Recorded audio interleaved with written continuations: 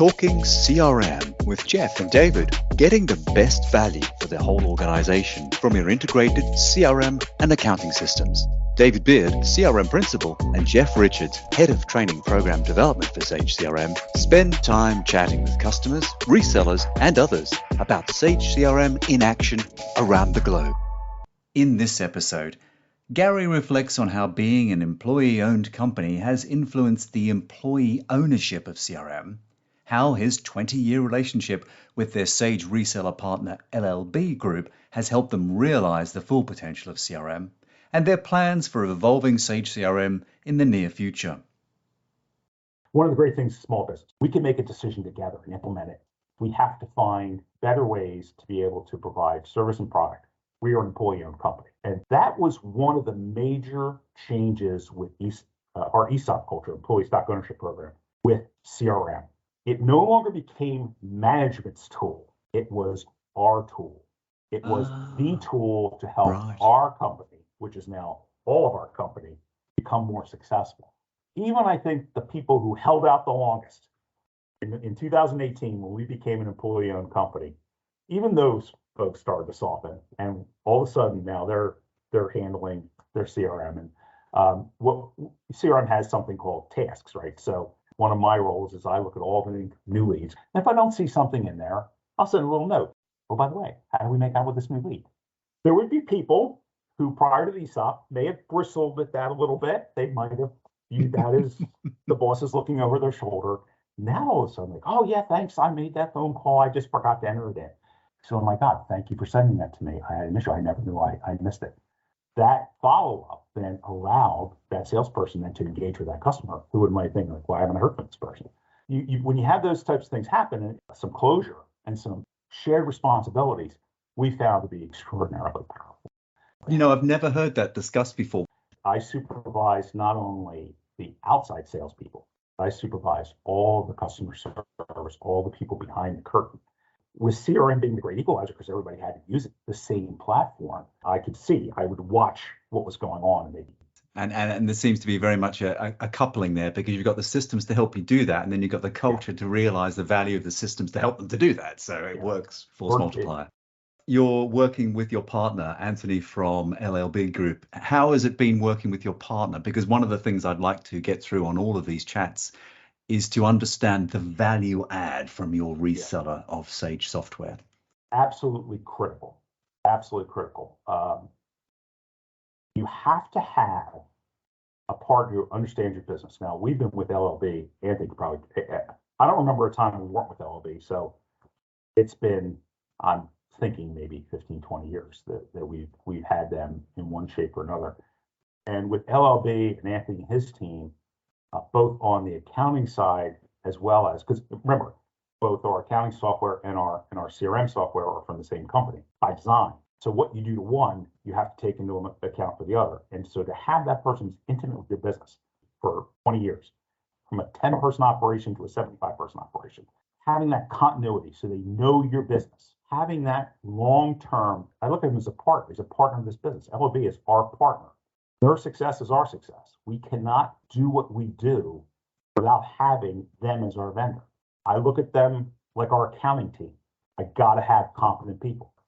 Well, it sounds like you have, because your evangelism, not only of the way you use it, but how long you've been with LLB, suggests that it works very well. And it does deal with that earlier commentary about the Rumsfeldian nature of it. They can help you understand the known unknowns because they have the experience with the product. And they can equally say to you, and I'm guessing they have at some point, said, you don't want to be doing that right now, Gary, trust me, you want to be doing this instead. And that's the helpful nature of it, right? So I'm not a computer programmer. I know enough to be dangerous with the system. But what I would tell Anthony and Dan, I say, our clients, our salespeople, I look at them as my customers. And on that note, where are you? So you've got 10 years worth of usage under your belt. Where are you taking it next? Have you got any sort of plans for the next couple of years? The next step for this potentially is, how do we integrate CRM with our online store? So we have an online store operation. How do we look at a holistic approach for a common platform for LabRepCo, so that when a customer comes in and wants to buy something online, that automatically populates. Everything is as simple as humanly possible. How do we then look at integrating with our manufacturers? So one of the things we're finding is we sell capital equipment, long lead times, supply chain issues, everything that you've seen in the newspapers. We're living with supply chain. So much of my inside team's time is taken up working with our customers who say, where's my widget or my gizmo? How can we better connect and have interoperability between all of our systems and our partners? That's a pretty big, tall task, and I don't really think it's a Sage issue as much as how do we look and see how can some of these things communicate a little bit better with each other. My final question, because it's been a fascinating chat. Thank you, Gary, because you've made it come to life on behalf of LabRepCo. If I said to all your invested employees, emotionally invested and otherwise, if we said to them, sorry, we're going to take this down for a couple of weeks, this CRM system, we're going to take it away for a month because we have to, what would happen to your company? We would grind to a halt, absolutely grind to a halt, because everything we do is connected to CRM. So unable to generate quotes, we would be unable to generate reports, we would be unable to generate selling data, which allows our senior management team to project revenue. So remember, there's a whole other side of this. There's the business side of it, in our internal business. One of the things as a senior level executive I have to look at is cash flow. How much revenue is coming in? Well, where am I going to get that data? It comes from understanding how much business is out on the street quoted, connecting that to our close rate, and then extrapolating where do I see the next 3, 6, 12 months from a cash flow standpoint? Because ultimately, I have fiduciary responsibility as a member of the board to this company so that we make sure we pay all our bills. And our shareholders, they're a demanding group. They want to see growth.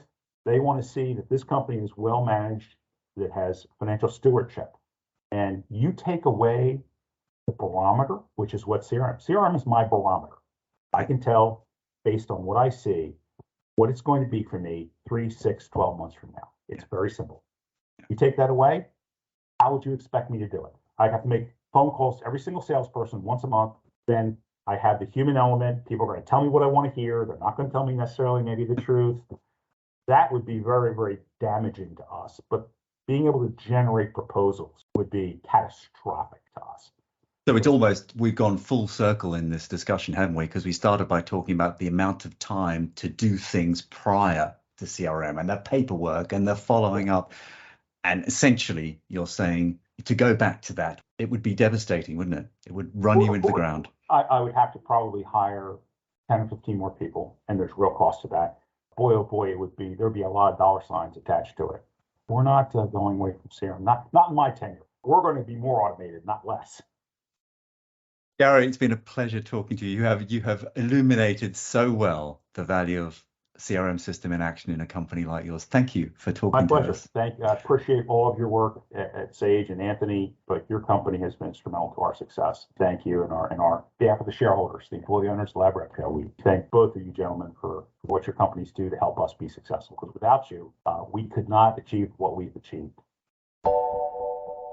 You've been listening to Talking CRM with Jeff and David, getting the best for the whole organization from your integrated CRM and accounting systems.